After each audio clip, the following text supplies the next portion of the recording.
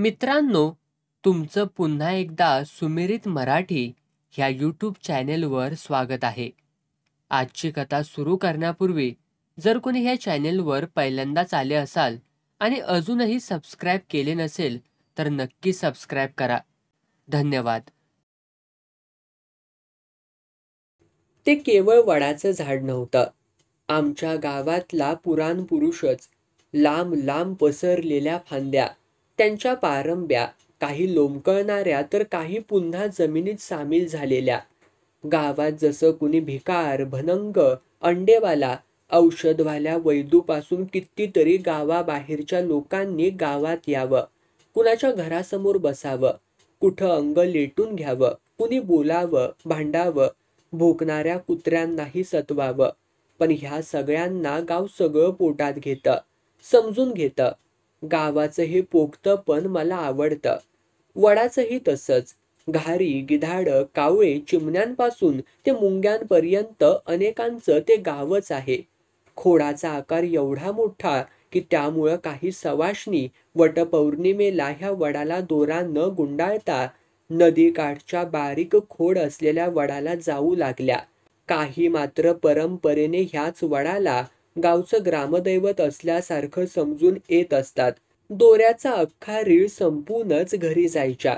बाजूला गोटी आंब्याचा ढीग, त्याच्यावरती डोळा गुरुवाचा आणि मुंग्यांचा.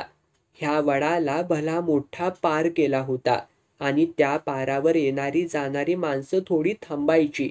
संध्याकाळी रानावनातून आलेली माणसं ही गप्पा मारायला, एकमेकांना भेटायला हितच रमायची. हिथं कायमस्वरूपी बसणारा माणूस म्हणजे हुसेनभाई. काही लोक त्याला हुसेनभाई बाताड्याही म्हणत.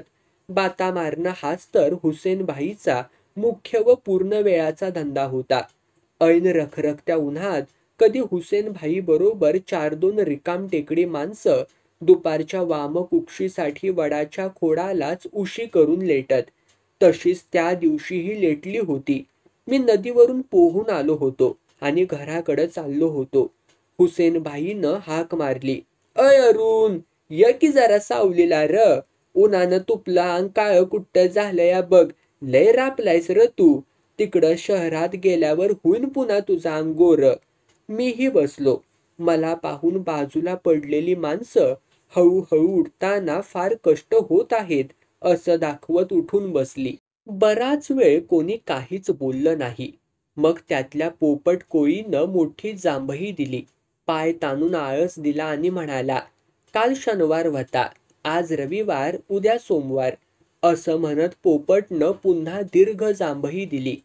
हुसेनभाईनं दाढीवरून हात फिरवला आणि ओठ हलवू लागला. बघता बघता दिवस सरत्यात. काल रविवार, दौंडचा बाजार.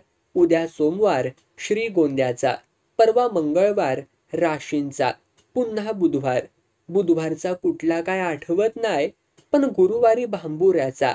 आणि आलाच की आपला बाजार शुक्रवारचा. आपल्या शुक्रवारच्या बाजारला काय रयच राहिलेली नाही. उगा आपलं नवरा बायकोचं भांडण झाल्यावानी. कवा मुठभर माणसं जमल्या आणि कवा पांगली काय समजतच नाही. पोपट बोलला. पोपटच काय, पण बाकीची पण इतकी गळाटलेली होती की वाटलं दौंडच्या मिशनरी दवाखान्याच्या बाहेर झाडाखाली बसलेली आजारी माणसंच ती. हुसेनभाई उठला. तो बाजूला मशिदीच्या पडक्या भिंतीकडं हलला. हलताना म्हणला, "तुमच्या बाजारच्या बातात मी नमाजी सरलो होतो. बरं टकुऱ्यात आलं माझ्या. आता ही बघा, तुमचीच ती चूक. गुमान घरी चाललं होतं तर या आरून करून बोलवून घेतलंस आम्हाला." पोपट कावला. हुसेन हल्ल्यावर मीही हल्लो. पोटात कावळे ओरडत होते. वडावरचे कावळे मात्र गप्प गार बसले होते. थोडं पुढं गेल्यावर पुन्हा पाराकडं वळून पाहिलं. ती माणसं पुन्हा लवंडली. कुणी पाय ताणून तर कुणी मुटकुळं करून. रखरखत्या उन्हात त्यांना वडाची सावली बरी वाटत होती. समोर शाळेच्या 3 खोल्या, त्यांच्यावरचा पत्रा, बाजूचं मारुतीचं देऊळ आणि देवळामागचा पिंपळ उन्हाला झेलत उभे होते. इतकी सामसूम की कुत्रं सुद्धा नाही. हातातला टॉवेल डोक्यावर टाकला. त्या उन्हात घर जवळ करायची घाई झाली. ती दुपार अशी संपली. उन्हानं बाता सुद्धा होरपळल्यासारख्याच निस्तेज होत्या.